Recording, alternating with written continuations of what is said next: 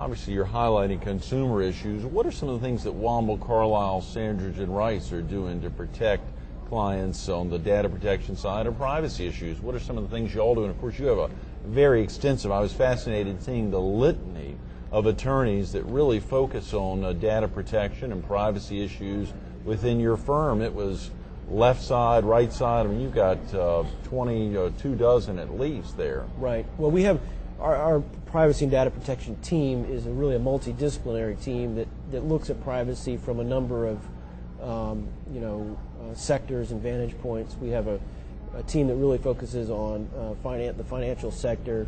Right. We've got folks that focus on healthcare, and then others that focus on some of these more broad, security issues. Right. So, sure.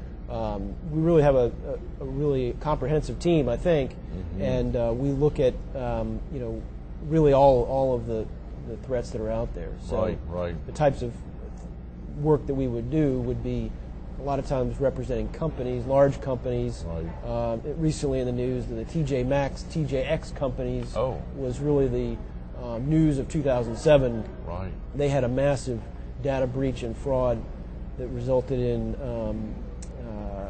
over $150 million in expenses for the company. No. So they $150 million. Million. Wow. And that's just in the settlement costs. I'm sure when you put the attorney's fees on top of that and other sort of tangential costs, it's got to be close to $200 million. So, wow. Lots and lots of dollars at stake here, especially for these big companies that use a lot of credit cards. In that case, people had access to credit cards. A lot of cases out there where an employee might take a laptop home, then the laptop gets stolen. That happened actually to a Veterans Administration employee, had their laptop stolen, had every information for every veteran from about 1940 something, to date on this laptop. Yeah. Oh, come on. It happened, and I think they fortunately recovered the laptop, but those are big examples of the threats out there,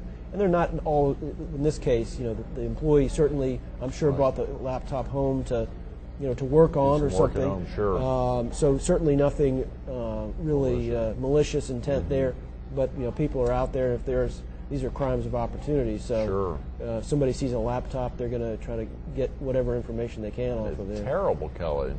One of the great things I saw about your firm is whether you're representing small clients or really big clients, your data protection team is highlighting the different aspects that how they would counsel the chief executive officer, the chief hiring officer within, and on small companies, how you would counsel the entire small group there to really be careful on a multitude of levels and the different aspects of things they really need to be careful about. Yeah, well, and that's right, and that's really we are.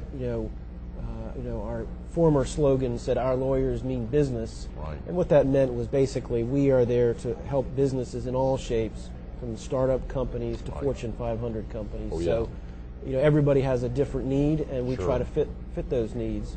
One of the for the smaller companies, especially here in South Carolina, for instance, the governor, as we spoke about earlier, has just signed into law a new data protection bill here in South Carolina, and South Carolina being now the 42nd state in the country to have a notification law. What is a notification law? That's basically a law that requires businesses to, if they do discover that somebody's hacked into their system, for example, through their internet or otherwise, that they have to notify their customers that there has been a breach of security and that they may want to, take precautions on their end, whether that's canceling credit cards or, just otherwise kind of being aware that there could be, there could be fraud on their accounts. So, so these laws are, there's really across the country. There are in these 42 states.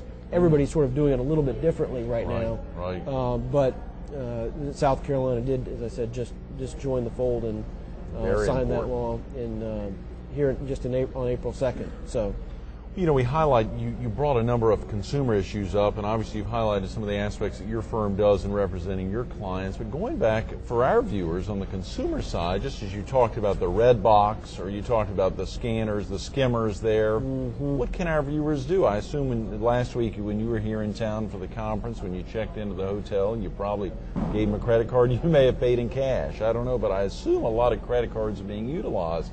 That red box issue sounds like something that's populating and or popping up in places that we would consider very casual about, or very that we wouldn't be worried about. You mentioned ATM machines. What should our viewers do?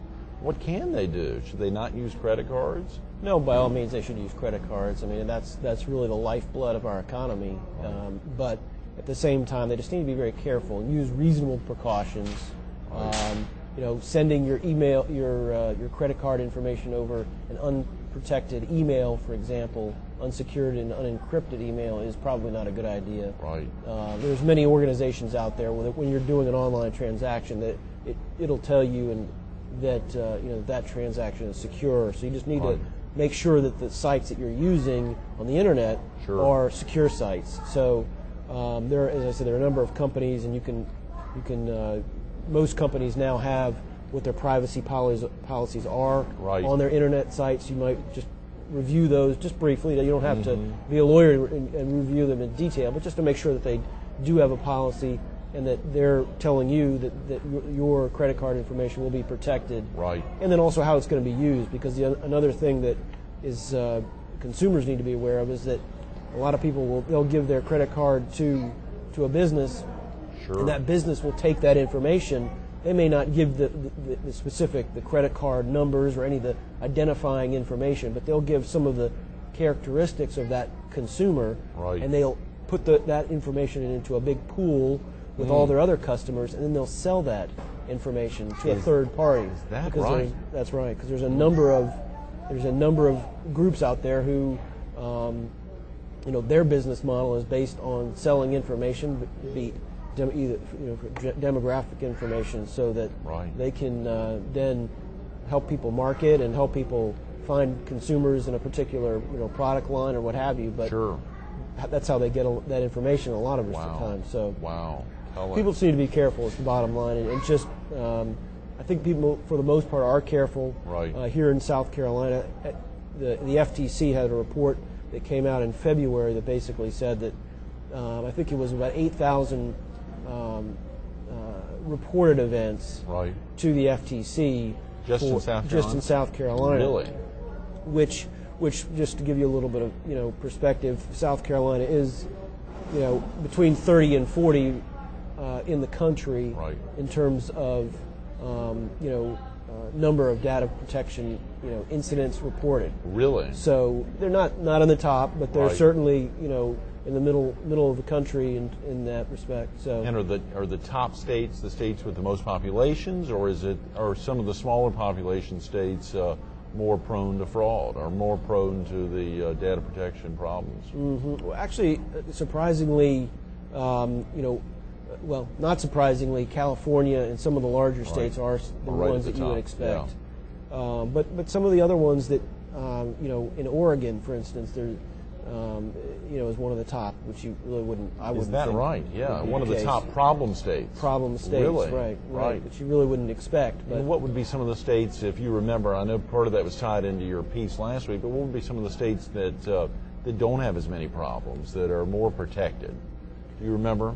Well, I mean, those are the complaints now. Which is, there's the complaints and then there's the protection. So, California has one of the most strict data notification laws in the country. Good. They were really the first state, and that's another issue with larger businesses, because if you do business in California in any way, even if you have a website that shows up and consumers in California are using that website, then you will be subject to those laws. So because they're so large, they've really dictated a lot of the standards on that, and they are one of the more restrictive states. That's great. So they've been a good leader. A lot of folks have taken cues from them. Last week as you were preparing, I know you were one of the panelists last Thursday at the luncheon, And then on Friday, you were presenting a PowerPoint presentation there. Was your presentation more towards South Carolinians, or was it on a global scale with all the global attendees at the conference? Well, I tried to focus on, starting with global and then down to the United States, and then highlighting South Carolina and what's going on here, so folks here have an understanding of that this threat is not just one that's happening in California and New York and some of the larger metropolitan areas, but is really one that affects day-to-day citizens here in Myrtle Beach, in fact. So I remember last year, sorry to cut you off, last year you highlighted the wife of a prominent state senator here, Ray Cleary's wife, Lisa, who had gone through a terrible ordeal, and I think you highlighted even then being blocked out when she'd call in to try to say, my thing's been breached, and they wouldn't even allow her to access anything or to try to correct it. Yeah, it can be a very, very difficult problem, and the problem is because businesses are so concerned with being perceived as having violated some of these laws, and they don't really understand their rights and obligations under these laws. So a lot of times when a consumer comes and says, hey, wait a minute, I've been the subject of some fraud, it's very difficult, like with Ms. Cleary, to fix it, to fix the problem. Yeah. So it's, as I said, it's an evolving situation, and every day, with new technologies coming out, they're helping the problem, but then there are people out there who devote their lives to hacking into systems and creating more problems. So every time they sort of put a patch there, there's somebody trying to work around that patch. So. Amazing. Lastly, Culley, what's been the best part for you being there at Womble, Carlyle, Sandridge, and Rice just for 2 years now? What do you see the future holds? Well, Womble Carlyle is just a very exciting place to be. It's a very entrepreneurial firm. I mean, it's a large firm, 500 lawyers, but at the same time, they allow each lawyer to really be an entrepreneur, which is really what attracted me to begin with. So, great firm and really tremendous people at the end of the day. So that's what drew me there, and was what kept me there. Absolutely, and hopefully for many years to come. Sorry we've run out of time. Time is flying. Congratulations on the successful conference last week. Thanks, Greg. Absolutely. Stay tuned to more Carolina People with Culley Carson, an attorney with Womble, Carlyle, Sandridge, and Rice. Coming up next. Isn't it great to know that lawyers are consumers too, while they're counseling us on things to do with our own business and our own personal lives, that they still have to be concerned about skimmers. You heard Culley talking about it. Being careful. Just watch your surroundings, whether online, in person, in a store. Just be careful. Of course, it was thrilling hearing him talk about the entrepreneurial side of Womble, Carlyle, Sandridge, and Rice, but wasn't it even more exciting to hear him talk about what it's all about? Coming home after a hard day's work, looking at his beautiful bride, thinking about their love and the love of their 2 boys. Seeing that excitement in his eyes really is what it's all about. Culley Carson making a difference every day. Thanks so much for being with us this morning, Culley. Thanks, Greg. Absolutely.